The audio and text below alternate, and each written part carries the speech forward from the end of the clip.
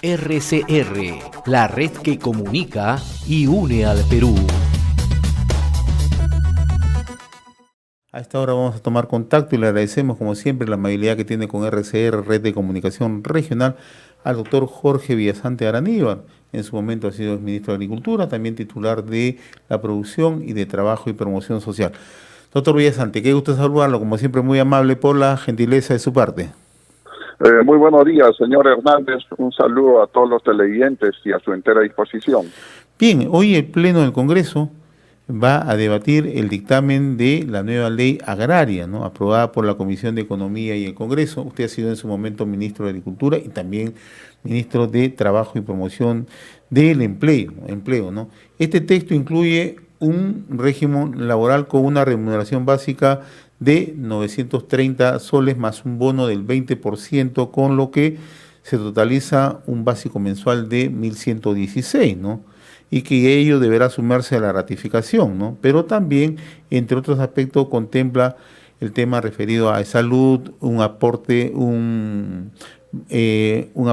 anual respecto a las utilidades, ¿no?, más o menos que alcanzan entre el 5 al 10% de acuerdo a las utilidades de las empresas de manera escalonada, ¿no? Me gustaría conocer un comentario porque ya estamos recibiendo primeras voces de parte de un sector de trabajadores que no están de acuerdo con esta propuesta, ¿no? Y por el lado también de los empresarios que señalan que son propuestas que podrían ser alcanzadas por las grandes empresas agroexportadoras, más no por las pequeñas o medianas, ¿no? Me gustaría conocer su opinión, por favor. Sí, señor Hernández, fíjese, importante primero reconocer que somos un país diverso, que existen también distintas realidades en el sector agrario en general.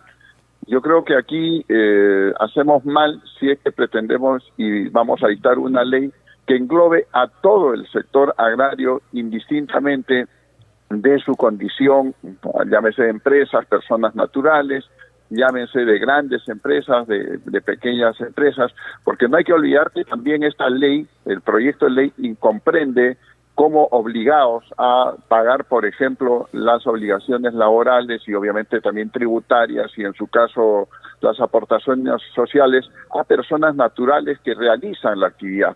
Entonces, si uno se pregunta, oiga, ¿la realidad de Ica es la misma que la realidad de Huancavelica o la realidad de Cusco o de la selva del país, donde existe actividad agraria? No es la misma. Entonces, lo que estamos haciendo en buena cuenta es pensar en una ley. Efectivamente, todos estamos de acuerdo y convenimos con mejoras para los trabajadores, pero creo que esas mejoras tienen que ir de la mano con un hecho objetivo, tangible y real. ¿Cuáles son las posibilidades de quien es el obligado a tener que cumplir con esas obligaciones? ¿No? Valga la redundancia. Es decir, si las empresas efectivamente van a poder pagar, ¿no?, esas remuneraciones y los conceptos que están precisados en el proyecto de ley. Ese es un primer tema.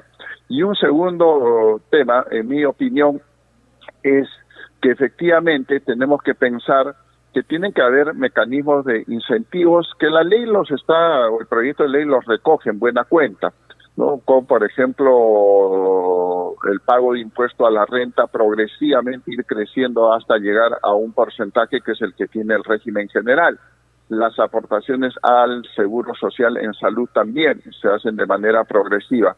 Pero vuelvo al tema, es que tenemos que pensar que en el sector agrario existen personas naturales, personas jurídicas que son las obligadas y por otro lado creo que no se está atacando el tema de fondo, si me permite, señor Hernández, y el tema de fondo pasa porque existe en el sector también temas de servicios, temas de lo que se llaman tercerización, que son las que en buena cuenta han generado todo este problema. No necesariamente las empresas que tienen a sus trabajadores en planillas formales, sino estos mecanismos de subcontratación que son los que generan distorsiones en el mercado laboral.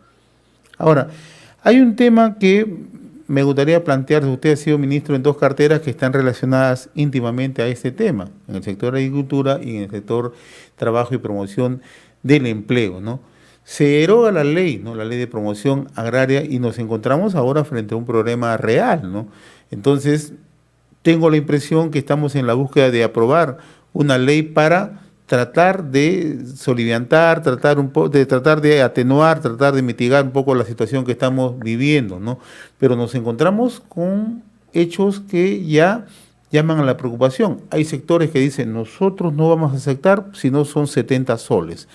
Hay sectores como el sector empresarial que dice, eso está alejado. Pero usted, se lo pregunto, ¿la norma puede precisar montos o porcentajes salariales? A ver, de hecho, hay que decir, mediante una ley no es el medio a través del cual deberíamos de fijar un monto de remuneración. Lo que la ley debería hacer es establecer lo que se llaman pisos mínimos, ¿de acuerdo? A ver, y hacia eso se orienta propiamente este proyecto de ley, al margen de las cifras que se están manejando. Claro, se dice, oiga, en el sector agrario, propiamente usted no va a poder pagar menos de la remuneración mínima, eso ya está establecido, ninguna actividad económica en la cual un trabajador labore más de 8 horas debería ganar por debajo del sueldo mínimo, porque ese es un piso mínimo. Ahora bien, aquí lo que se hace es decir, oiga, pero además de la remuneración diaria, usted tiene que pagar una bonificación, un concepto no remunerativo, ¿no? Que equivale al 20%, ¿no? Del sueldo mínimo vital, ¿no? Entonces, con eso lo que se está haciendo en la práctica es decir, claro, en el sector usted no puede pagar menos de tal suma de dinero. Esto se irá reajustando de manera automática cada vez que exista un incremento del sueldo mínimo. Hoy en día estamos en 930 soles, pero si el 2 de enero el sueldo mínimo sube a 1.100 soles, automáticamente tendría un efecto este bono del 20% que se precisa, es un bono no remunerativo, es decir, que no tiene efectos para la base de cálculo, por ejemplo, de aportaciones sociales. Esto básicamente está pensado en que ese bono esté destinado propiamente a lo que es la alimentación y en su caso el transporte del trabajador, aun cuando no necesariamente en todos los casos lo cubre el trabajador, porque hay casos en los cuales las empresas cubren, por ejemplo, el transporte y en algunos casos alimentación, no todas, es cierto. Pero no me parece una buena técnica tener que recurrir efectivamente a que con la ley pensemos en fijar montos fijos, como de pronto están pensando algún sector de trabajadores. Ahora, otro aspecto que da la impresión de esta propuesta planteada por la Comisión de Economía al Congreso, este dictamen, es que se está mirando el tema agrario desde la perspectiva de lo que está ocurriendo al sur del país en Ica, que es una zona agroexportadora, o lo que está ocurriendo al norte del país en el caso de La Libertad, ¿no? Y usted ha planteado algo al inicio que me parece muy pertinente, ¿no? ¿Y qué pasa con aquellos agricultores, pequeños agricultores en zonas alejadas, ¿no? Van a tener que someterse, van a tener que acogerse a esta ley, ¿qué cosa que va a ser difícilmente que lo puedan cumplir? Definitivamente, señor Hernández, fíjese, ya es una realidad hoy en día. Hay casos en los cuales las personas que antes se dedicaban a la agricultura, eran trabajadores del sector agrario, ya no quieren trabajar en el sector porque eventualmente tienen algunas opciones, inclusive dentro del propio Estado, algunas municipalidades que han ido generando posibilidades de empleo a través, voy a poner el caso, seguridad ciudadana, entre otros servicios. Entonces la gente busca ese tipo de ocupaciones en los cuales de pronto hay distritos en los que se paga mucho más que la remuneración en el sector agrario. Entonces la pregunta es, una persona natural que tiene una pequeña extensión de tierra, ¿no?, de terreno en la cual realiza actividad agrícola, que va a tener que contratar trabajadores, va a poder hacerlo bajo las condiciones que se está pensando en este proyecto de ley. Volvemos a precisar, no se está reconociendo que somos un país diverso, con realidades totalmente, diametralmente, diría yo, en algunos casos opuestas, en las cuales, claro, hay empresas que realizan una gran actividad, como es el sector agroexportador, sí, pero piense usted en el pequeño o mediano agricultor en la sierra, no piense usted en el productor en la selva, ¿van a poder pagar esas remuneraciones? De pronto no, entonces tenemos que diferenciar. Y yo creo, señor Hernández, en la medida de poder alcanzar de pronto alguna propuesta que podría ser tomada por el Congreso, es veamos un mecanismo también de compensación para los trabajadores, que podría ser, por ejemplo, pensar en incrementar el monto de las utilidades. Actualmente el monto de las utilidades está en la ley derogada, como en el proyecto de ley, en un 5%. Oiga, ¿y por qué no pensamos de pronto en incrementar el monto de las utilidades?